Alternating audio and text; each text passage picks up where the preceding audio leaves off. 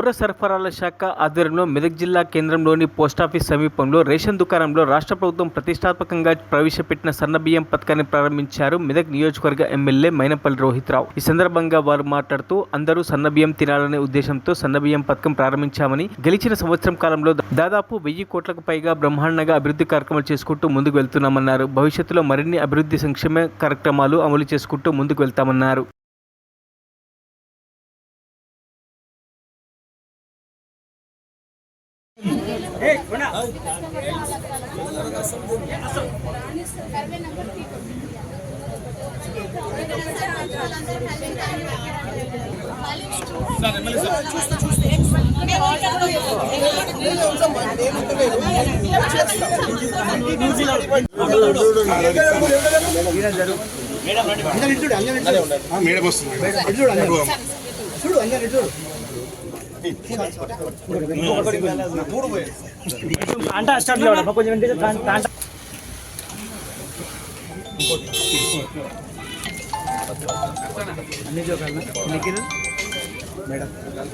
ఇంకెవరున్నారు బెనిఫిషియర్స్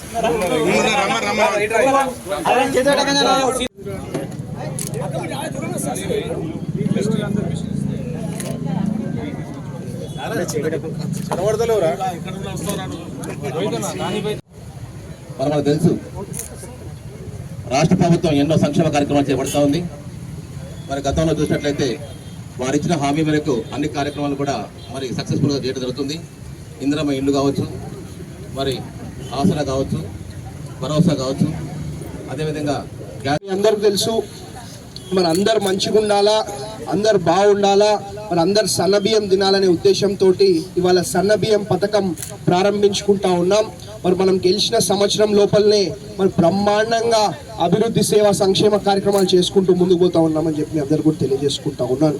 మరి ఇవాళకి మరి మీ అందరు కూడా ఇంకొక శుభవార్త ఉన్నది.